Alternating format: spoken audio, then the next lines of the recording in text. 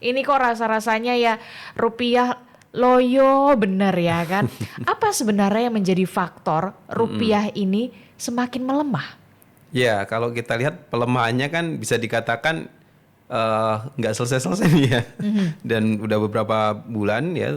Terus kemudian berarti faktornya itu pasti tidak tunggal ya. Ini kombinasi antara apa yang terjadi ya di geopolitik global yang memang tensinya sampai hari ini tuh masih tinggi sekali Mbak Disti ya.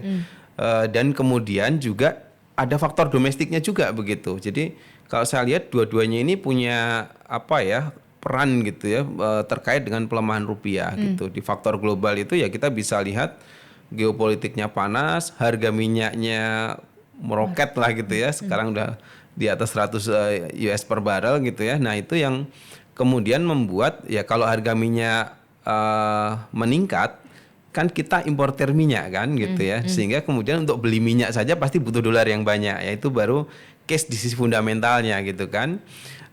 Terus kemudian belum lagi biasanya namanya nilai tukar ya di pasar yang katakanlah kita kan menganut free floating exchange rate gitu ya, atau istilah gampangnya itu ya bukan mata uang tetap ya, bukan kurs tetap tapi kurs yang mengambang gitu ya, sehingga tidak keseluruhannya juga faktor fundamental, ada juga faktor sentimen atau katakanlah apa ya tingkat kepercayaan gitu kan terhadap nilai tukar itu. Nah, sehingga kemudian kan ada quote and quote ada yang wah ini kayaknya nanti ke depan akan menguat, oh ini akan melemah, sehingga kemudian mereka berspekulasi pada hari ini ya, oh kalau gitu saya tambah deh dolarnya, saya kurangi dolarnya gitu. Nah, faktor-faktor itu juga berkontribusi begitu. Nah, belum lagi di domestik kita kalau kita lihat ya mungkin secara fundamental ekonomi makronya bisa dikatakan data-datanya masih menunjukkan tren yang positif.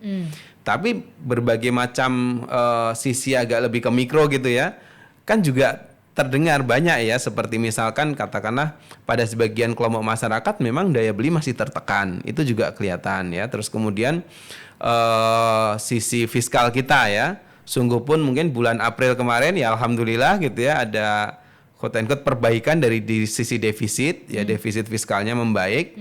Tetapi kita juga tahu para analis biasanya melihatnya tidak hanya momentumnya siklus bulanan gitu, karena kebetulan pajak itu atau katakanlah penerimaan negara itu memang salah satu peaknya itu di bulan April ya, kan pada lapor SPT ada yang kurang bayar dan seterusnya itu kan pada bayar sisi itu, sehingga cuma secara keseluruhan kemarin tuh mereka sangat mengkhawatirkan sustainabilitas fiskalnya ini bisa nggak nih sampai akhir tahun tetap di bawah batasan defisit 3%, itu salah satunya. Dan ujungnya ya tadi terjadi spekulasi ya. Nah, di luar itu ya secara domestik kan ini Mbak Disti ya, kebutuhan kita di berbagai sektor industri bahkan untuk kesehatan ya impornya tinggi.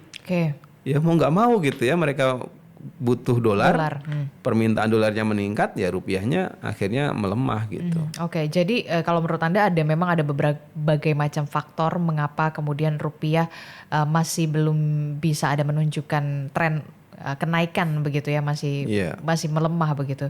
Nah, kalau pertanyaan saya selanjutnya begini, kalau faktor selain faktor dari geopolitik begitu ya, kita tahu perang Iran, tapi apakah ada faktor domestik yang begitu fundamental sampai akhirnya rupiah ini begitu melemah? Kalau berbicara soal geopolitik, semua negara pasti terdampak. Tapi kenapa lihat Singapura, kita melihat Malaysia, kenapa kita Indonesia kok terpukul sekali lah rupiah ini?